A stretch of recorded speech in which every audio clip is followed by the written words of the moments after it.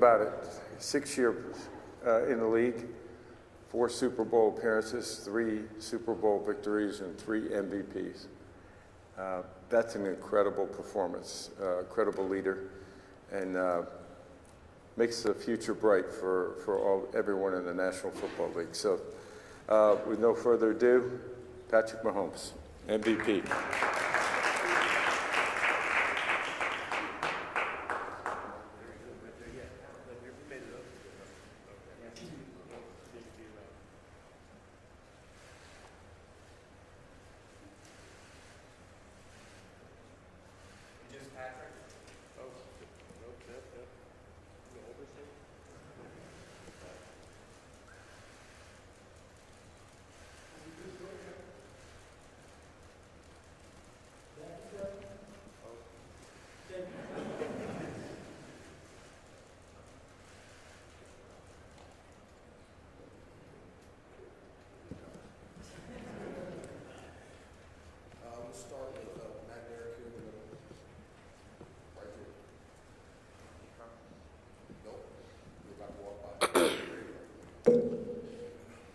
Patrick, when you and some of the other guys, Travis, Chris, showed up yesterday, you were all wearing black. Was that a acknowledgement of kind of accepting the villain role, and was that something that you individually decided or collectively decided? I wish we would have decided that together. I think it just kind of happened that way. We're in Vegas, you know, you have to on your best attire. And having those blacks, and I wish I'd have been up there with Trav, because Trav, I feel like, took it all the way over the top. But it was cool to see that we kind of had that unity coming in. Go ahead, Adam. Hey, Patrick, congratulations on last night. You talked a little bit about after the game about getting ready for next year and trying to do it again. What would 3 straight mean to you? And I'll have another question, Ted. Yeah, no, it's legendary. I mean, just to be able to, no one's ever done it. And we knew it's legendary to win back-to-back. I think 8 other teams had done it. We had heard it all week. We had talked to the guys about it, and we felt like we had the best opportunity that we had ever had to go out there and do that, and I fell short the year before. And so, I mean, all you could do is come back next year with a fresh mindset, knowing it's going to be even harder. And we got to continue to play our best football. We'll celebrate these next few weeks, and then we'll get right back at it. What does your team's place in history mean to you? Yeah, it means a ton. Not only for me, but I think I know how hard these guys work. I know how hard these guys get after it. I know how hard the coaches work. I believe we're the hardest working team in the NFL.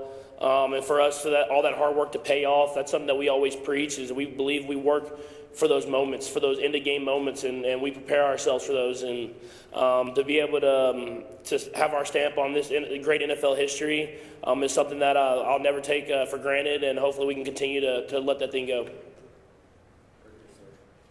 Morning, Patrick. Congratulations. Thank you. On the big win. So your playing style is often described as innovative and unpredictable. So if you had to compare it to an approach, a non-football activity, what would that be and why? Man, that's a great question. I would say something like a top-tier lawyer. I think that'd be the first thing that comes to my head. Someone that has to think on his feet, execute at the right time, and deal with high-pressure situations. Good morning. Congratulations to you on another amazing performance during the Super Bowl. A question for you is, take us to that halftime. You guys walk into the locker room, you're down 10-3. What's the overall message that you had to the team as well as Coach Reed during that moment? Yeah, I think it was really cool. I mean, honestly, it was just be us.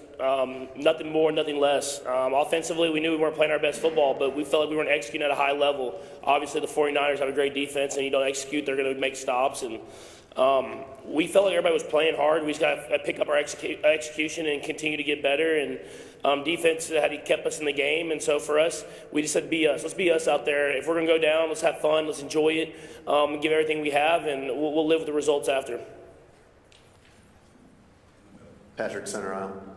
How have you embraced the second phase of your career where you're off the rookie contract and it's going to be harder to get the pieces in place around you and you're not the upstart anymore? Now everybody's been coming for you. Honestly, I think it's a tribute to Coach Reed and Brett Veach and continue to bring great players in. I mean, if you look at our defense and how young they are, they're drafting great. They're finding these guys that they can bring in to play and develop, and our coaching staff is developing players. I mean, I always think to our DBs, I mean, we got like 5 or 6 guys that are in year 1, year 2, and then you have Snead. I mean, guys that continue to get better and better. And all you can do is just go to work every single day and try to bring guys along. I thought Rasheed Rice did a great job this year, just continue to get better and better. And that's what great football teams need is guys that just keep coming into the culture that we have built here and continue to get better every single week. And I'll try to keep as much flexibility as I possibly can as far as the cap and stuff like that. But it's a credit to all the people I have around me. Hey, Patrick, congratulations. What tangible lessons do you think you might have learned from this season? What was a challenging season, a challenging postseason, as you go into next year and try to do something that nobody's ever done and win that 3rd in a row? I mean, I think always the challenge whenever you win, and what I've learned is how can you get better? How can you continue to get better? 'Cause that's what it takes. In this league, everybody gets better every single year. And so whenever you win a championship, you celebrate and you're like, let's just go do it again. And I think that was something that I learned from the first one that we lost when we tried to get the back-to-back is everybody was like, we're just going to run it back and do it again. This is what we're going to do. And I feel like we fell short that way. And so now let's get better. Let's find a way, whatever that small thing is, to get better at every single person individually and then as a team. And let's just come with our best football and our best effort. And hopefully that's coming back and we're able to be, I think it's in New Orleans and on this podium again. Patrick, congratulations. 2 quick questions. We saw you hit the ground last night after the game, after that touchdown happened. You just were on the ground with your hands on your head. What were the emotions you were feeling in that moment? Was it just relief? What were you feeling? And last night on the podium, you said Kansas City should never be an underdog. Chiefs should never be an underdog. Right now, already, day after the Super Bowl, they are not the favorites for next year. What are you telling people to bet on for the Chiefs for next year? That first part, I think it was just all the emotions. I mean, to win a football game like that and obviously to win the Super Bowl like that is something you dream of as a little kid. And so I was celebrating with my team. I started running. I didn't know where I was going.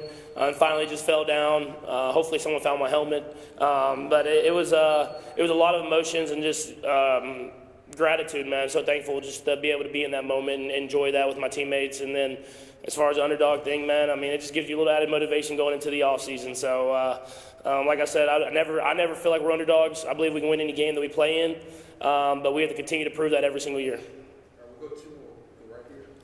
Patrick, Dave Stevens with the Disability Channel. Most valuable bungler and MVP in 1 year. It's got to be great. But you guys had some burps during the season, and I'm wondering if that's when you really had to become a leader in this team and what you did during those ups and downs to bring this team back together to have the success last night. Yeah, I want to take the credit, but honestly, it was everybody. I knew it was going to turn around by the way the guys worked. I mean, whenever stuff got tough, especially in that like receiving room and offensive line or with me, everybody came to work that next day and let's get that extra work in. Let's do those extra things.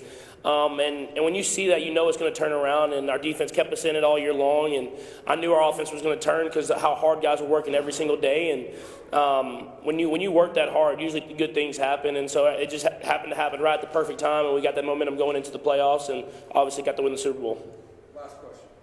Mike Brodsky, Florida National News. Patrick, there were a lot of Hall of Famers, MVPs, football royalty coming through Vegas this past week. Were there any words of wisdom that any of them shared that stand out in your mind as being most memorable or helpful? Yeah, I think I always take so much from when Mike Vick talks to us. I mean, I built a great relationship with him whenever he came in. It was kind of that assistant spot in training camp and in the QB room every single day. And I remember the first thing he told me, it was like, hey, you're going to be special. But look at that big man right there. He's going to take you to another level. And I remember coming from him and someone that I'd watched my entire life, I was like, man, I mean, if he's saying it, I know he's saying the right things. And so I took that and ran with it. And going into this week, I think he said, be champions, man. He said, go out there, show everybody who y'all are.